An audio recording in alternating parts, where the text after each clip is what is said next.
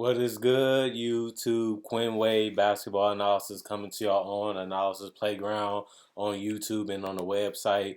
We're gonna talk about the Grizzlies losing 102 to 113 against the New Orleans Pelicans. The Pelicans improved to 7-6 and 3-2 at home. The Memphis Grizzlies go down to 9-5 and 4-4 away. Pretty good game for the Pelicans. I think that overall, this was a game that they had to win as they had no Zion, but they had a tough challenge ahead of them. Let's talk about the Memphis Grizzlies. 25 minutes, Jaren Jackson was 3 of 14 from the field, 0 of 7 from 3. Didn't particularly shoot the ball that well, 1 or 2 from the free throw line. He also had 6 rebounds. 5 blocks was the biggest side of the ball that he really impacted, which was defense, controlling the paint, manning the paint, using his roaming ability, his ability to block and use his quick jumping ability, his leaping ability to block shots and protect the paint was the biggest asset for him tonight. Even though he couldn't make a shot, really hurt them just because no Desmond Bain, which was really hurting them all night because of the floor spacing and the lack of another scorer, really tanked their points and really hurt them, even though they scored 35 points in the first quarter and they scored 27 points in the third quarter. They just needed a little bit more of a punch offensively and just never could find it because Guy just couldn't make shots tonight. He also had 2 turnovers, 1 personal foul, -6 and plus minus 7 points for Jaren Jackson. Dylan Brooks came off and gave them a spark as a starter tonight. 37 minutes, 6 of 18 from the field, 2 of 9 from three. Struggled offensively too. 5 of 6 from the free throw line, 2 rebounds, 1 assist, 1 steal, 1 turnover, 3 personal fouls, +1 and plus minus. But he did have 19 points total, which was solid. You expect him to score. You expect him to get buckets, hit the mid range, hit the 2 threes. Was able to get to the basket, but missed some easy ones that he wished he could have back. Steven Adams didn't really do anything offensively. 1 or 2 from the field. 0 points from three because he didn't shoot any. 0 or 2 from the free throw line, missed every opportunity out of the two. 5 rebounds, 1 assist, 2 turnovers, 3 personal fouls, -2 and plus minus. He only had 2 points total, which you just can't have. If you're Steven Adams, you guys to score more than 2 points tonight and in future games. 36 points for Ja Morant really was the focal point of the offense again. Just didn't have enough help tonight, unfortunately, but they still was able to score over 100 points with 102. 13 of 26, 50% for him. 2 of 6 from the three-point line. Solid three-point shooting. Didn't really attempt that many threes, which I was happy about. They let him shoot the threes. They gave him the threes. He just didn't get too trigger happy with the three-point shot, and that's something that you want to continue to see. Even turned down a 3 for an assist because they ended up letting Coach Hurd get open, and he ended up making that 3, and that was huge because you don't want Ja Morant feeding into being a three-point shooter when his best asset is being able to probe, get to the basket, get floaters, get layups, and collapse in the defense. And I'm glad he didn't fall victim to just taking a wide open shot just because it's there and just having confidence to make it, play your game, and let the other things come to you and take advantage of that. And I feel like he did that tonight. Unfortunately, his teammate just didn't have his back. 8 of 11 from the free throw line, 6 rebounds, 3 assists, 3 steals, 4 turnovers, one personal foul, +5 and plus minus, and 36 points total for Ja Morant.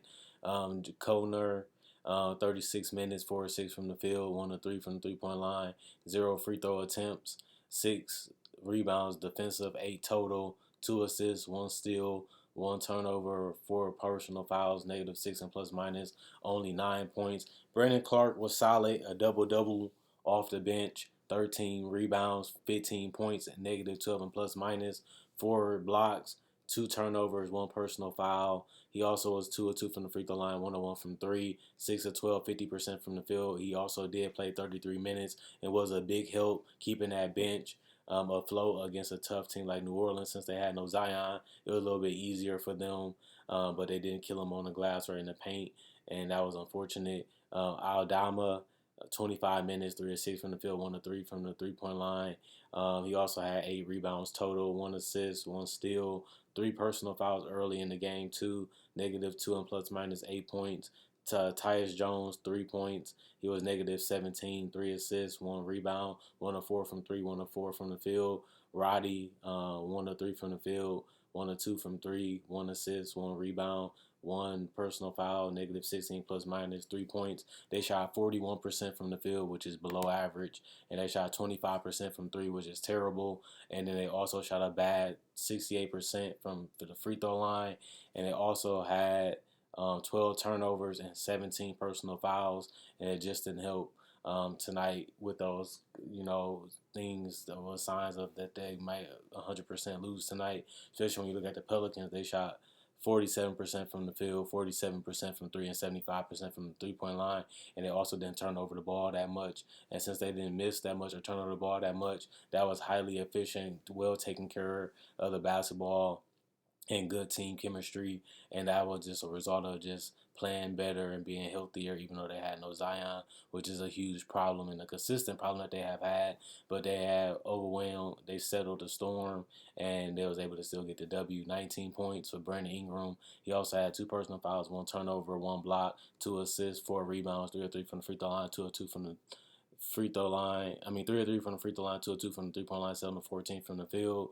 Herbert Jones, 4 or 7 from the field, 2 or 3 from the 3-point line, 0 or 1 from the free throw line. He also had 3 rebounds, 2 assists, 4 personal fouls, plus 3 and plus minus 10 points. Valanciunas didn't really do much, just like Steven Adams. You don't want to see this happen again if you can help it. 2 points for him, -5 and plus minus, 4 personal fouls, 4 turnovers too. He also had 2 assists, 3 rebounds, 0 from 1 from 3-point line, 1 or 4 from the field. CJ McCollum, 11 to 23, just had an excellent game, 30 points tonight for the Pelicans, 7 to 13 from the field, 1 or 2 from the free throw line. He also had 3 rebounds, 9 assists, 1 block, 2 turnovers, 2 personal fouls. So it was a +7 and plus minus. And Trey Murphy the third had a good game, 13 points, -5 and plus minus, 1 personal foul, 1 block, 1 steal, 1 assist, 2 rebounds total, 3 or 6 from the 3-point line. Really stretched that floor. Him and CJ took a bunch of them, and they made them tonight over 50% for both of those guys. 5 of 11 from the field for Trey Murphy. Larry Nance was huge off the bench, the best bench player tonight. 19 points for Larry Nance. Got a lot of layups, got a lot of putbacks, and got a lot of dunks. He has 2 offensive rebounds, and he had 7 rebounds total, 2 assists. He also had 2 blocks, protected the rim, and kept them out of the rim with verticality. So it really made it tough for John Morant, +16 and plus minus.